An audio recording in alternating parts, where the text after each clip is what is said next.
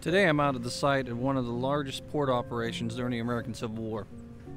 And you might be thinking, Fortress Monroe, Norfolk, Virginia, perhaps even Baltimore, Maryland. Nope, we're out here at City Point, right outside of Petersburg, Virginia.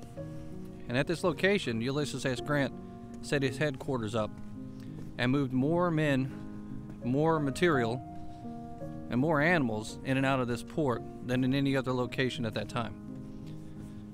For around 9.5 months, Grant made his headquarters here and took siege on Petersburg.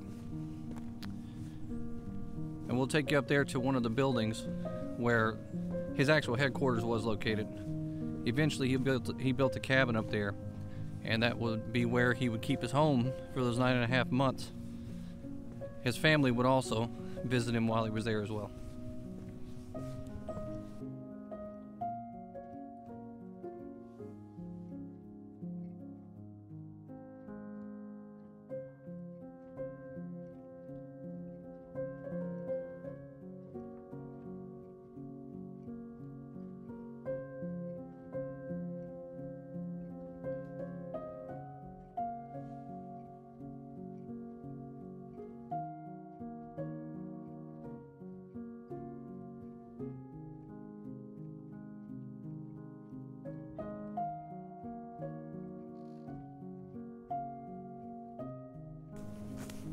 War first came to City Point in Petersburg about 1862. The Union gunboats had traveled up to this point, and they had fired off rounds into the town. But it wasn't anything major at that time. But later on, in 1864, when the Union Army arrived, this tiny little hamlet here at City Point became a major city. More than 200 structures were built out here by the Union Army, and thousands upon thousands of soldiers would make their way out here.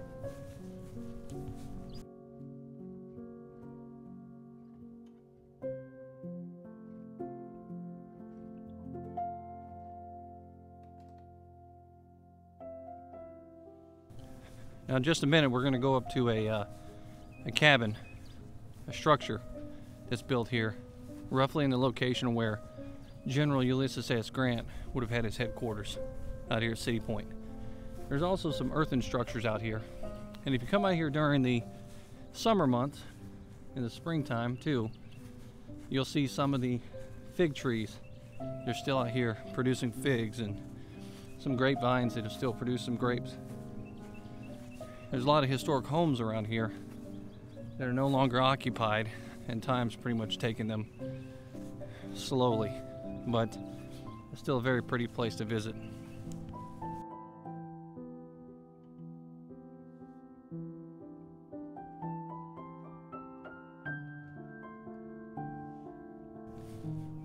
Now, this location I'm going to right now was more than just a headquarters for General Grant and a resting place for some soldiers.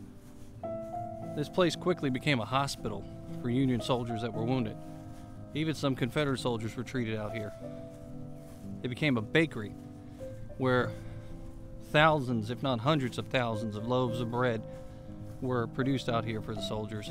And some soldiers even said that when the bread came off the trains, some of it was still warm, which is a stark contrast to what they were eating at the beginning of the war.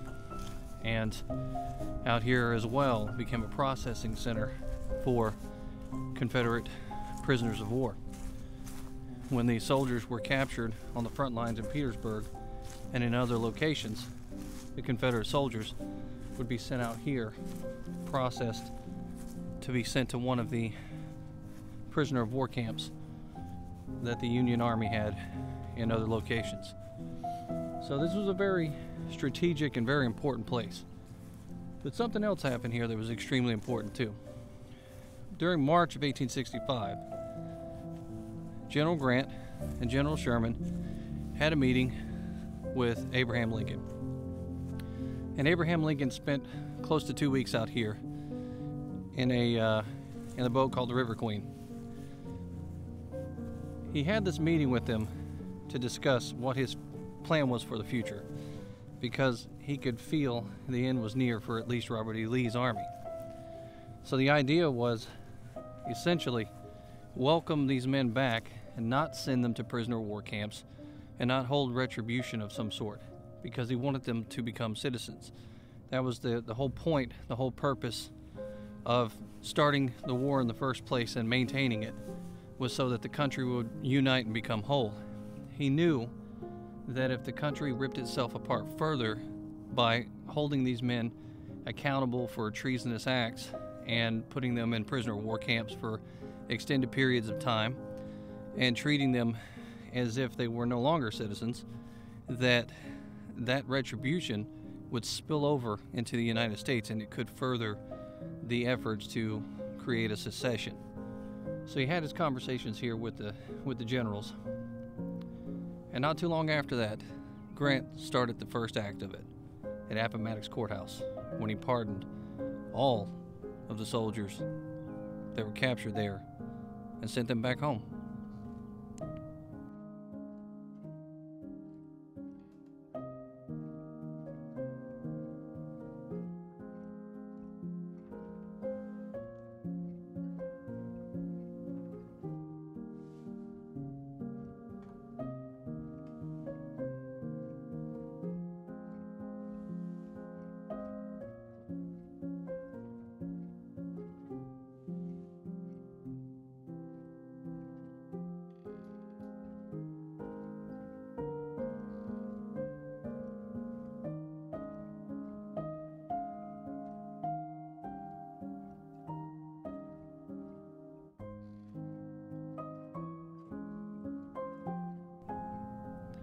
From November of 1864 to March of 1865, General Ulysses S. Grant lived in a cabin just like this. It was built here in November of 1864 to replace the tents that they had placed up for his headquarters. And some of the people that actually visited here, like I said before, was President Lincoln, Secretary of State William Seward, Secretary of War Edwin Stanton. And this was one of 22 cabins that stood on the Epps property, which is where I'm standing now. This was a plantation, the Epps plantation.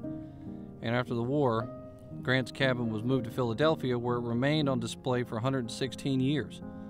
But in 1981, the National Park Service returned the cabin to City Point and reassembled it on the original site. About 10% of this structure today is original to the actual original cabin, and is one of the few relics of U.S. occupation at City Point.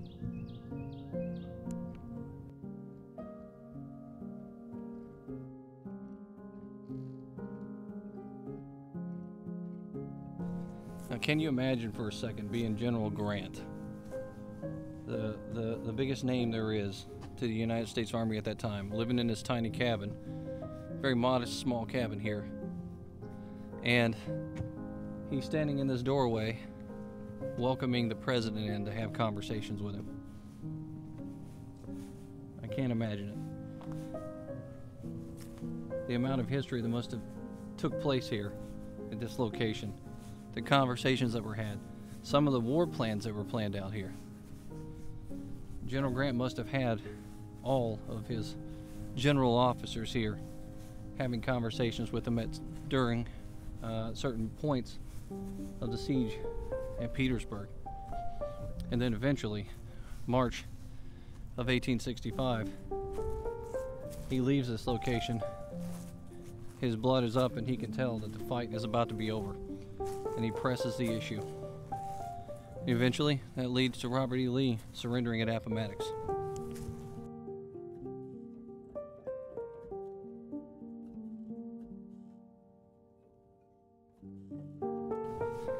Now, when you leave this location, you'll notice directly off, about not even half a football field length between this cabin, is a grand home, a huge estate.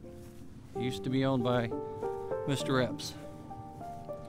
And it kind of makes you wonder, General Ulysses S. Grant could have very easily taken over this house and made that his headquarters, but he didn't do it. It was very easy to see by listening to what some of the people said about Grant, that he was a very humble man. He didn't wear grand fashion clothes. He didn't showcase himself in the style that some of the soldiers and some of the officers did at that time. But the actual front entrance to this Mr. Epps' home is right here behind me. When you get here, the driveway will kind of throw you for a loop. So the modern day driveway comes in from over there. The actual front entrance to the house is right there where I just pointed out. Now from the street looking in, it looks like the front was supposed to be on the opposite side of where we're at.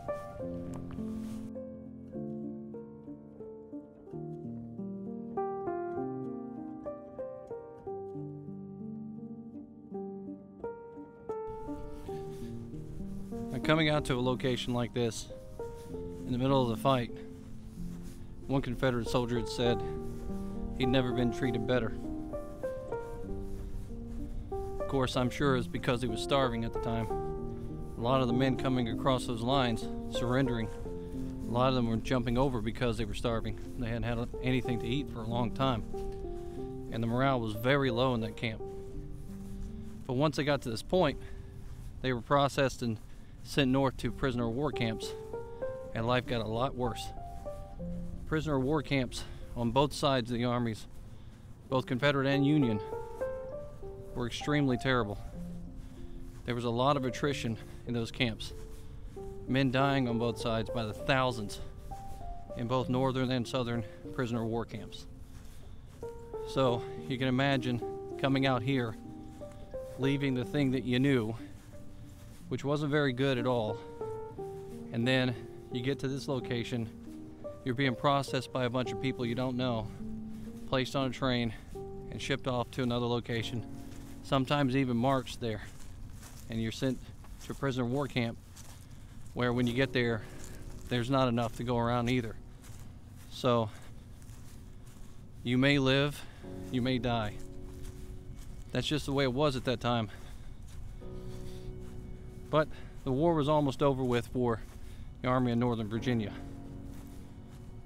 and they would soon find out.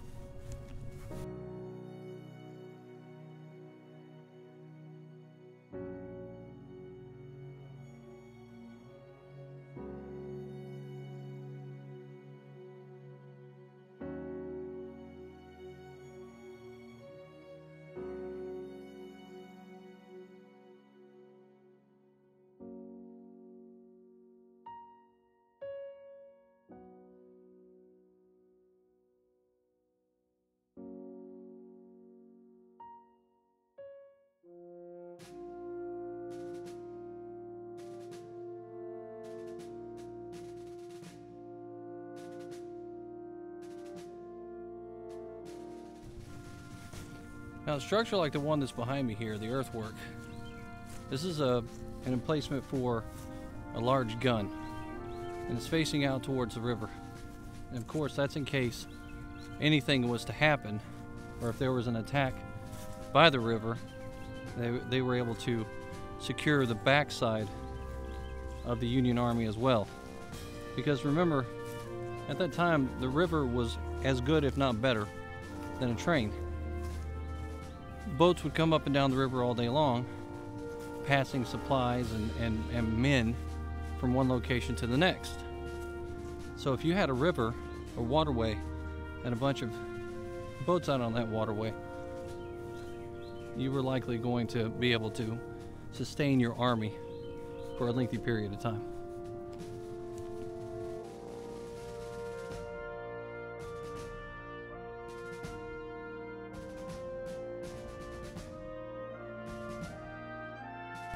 Had a good time taking you guys out to City Point here in Hopewell, Virginia. Just down the street from the Beacon Theater. It's a really good place. Place to check out. A lot of history around here. If you get the chance, come on out. It's been another episode of History with Waffles. Till next time.